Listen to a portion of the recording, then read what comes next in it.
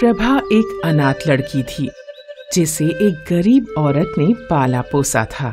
वक्त के साथ उस बूढ़ी औरत की तबीयत बिगड़ गई। अब वो पहले की तरह लोगों के घरों में काम नहीं कर सकती थी। उनके खाने के भी लाले पड़ गए थे। माँ, अब मैं आपकी जगह लोगों के घरों में काम करने जाऊंगी।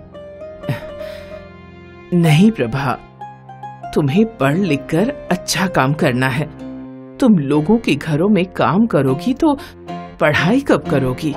लेकिन माँ, अब मेरे पास कोई और रास्ता नहीं है, वरना हमारा घर कैसे चलेगा? ये सुन वो बूढ़ी औरत कुछ और बोल ना पाई। अगले दिन से लोगों के घरों में काम करने गई। आज से माँ के बदले मैं काम करने आऊंगी। ठीक है, लेकिन सब काम अच्छे से करना, वरना पैसे नहीं मिलेंगे। जी मालकिन। प्रभा ने काम शुरू किया। उसने बर्तन घिसे, फिर कपड़े धोए और फिर उसने घर की साफ सफाई भी की। इतना सब काम करके प्रभा थक गई थी। फिर मालकिन ने प्रभा को पैसे दिए, जो देख प्रभा बोली, सिर्फ इतना ही? ये भी बहुत ज्यादा है। तुमने तो ठीक से बर्तन भी नहीं धोए। प्रभा पैसे लेकर घर चली गई।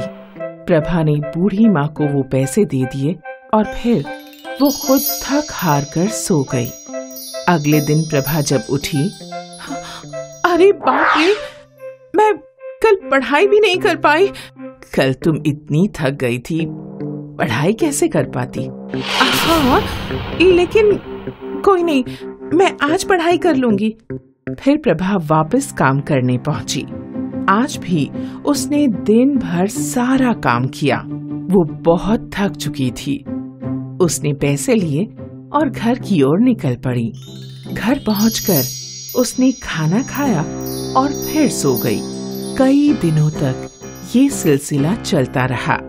प्रभा पढ़ाई नहीं कर पा रही थी। एक दिन वो सुबह उठी और उसने भगवान से प्रार्थना की, भगवान जी, कम से कम आज मुझे पढ़ने के लिए समय देना, मैं पढ़ना चाहती हूँ। और रोज की तरह प्रभा काम पर चल पड़ी। रास्ते में प्रभा की नजर एक चमकदार चीज पर पड़ी। प्रभा ने देखा तो वो एक पायल थी, जिसे देख प्रभा बहुत खुश हुई और उसने झट से वो पायल अपने पैरों में बांध ली। पायल चमकने लगी। प्रभा अपने काम पर पहुंची और आज उसकी पायल की आवाज आ रही थी। उसने देखा कि बर्तन और कपड़ों का ढेर था। अरे बाप रे, इतने सारे बर्तन और कपड़े! काश ऐसा हो कि ये सब अपने आप साफ हो जाए। ऐसा बोलते ही प्रभा की पायल चमकी और बर्तन और कपड़े अपने आप धुलने लगे।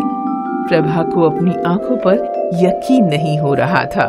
फिर प्रभा ने झट से घर में झाड़ू लगाया और 1 घंटे बाद वो मालकिन के पास पहुंची। सब काम खत्म हो गया मालकिन। हाँ, इतनी जल्दी? तू झूठ तो नहीं बोल रही? आप खुद ही देख लीजिए।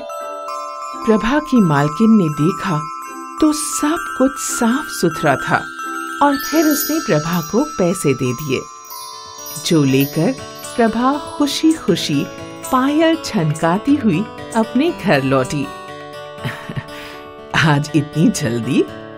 हाँ, सारा काम हो गया और ये सब इस जादुई पायल की वजह से है। प्रभा ने बूढ़ी माँ को पायल के जादू के बारे में बताया।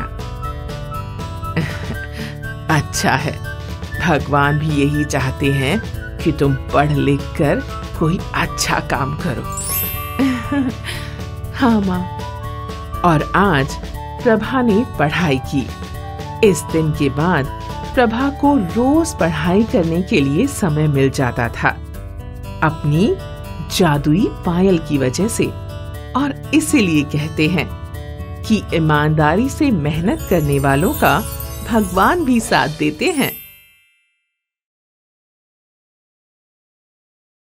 हाय, मैं हूँ शाइनी। अगर आप मुझे ऐसे ही देखना चाहते हैं तो इस वीडियो को जरूर शेयर करें और हाँ, इस चैनल को भी सब्सक्राइब करना ना भूलें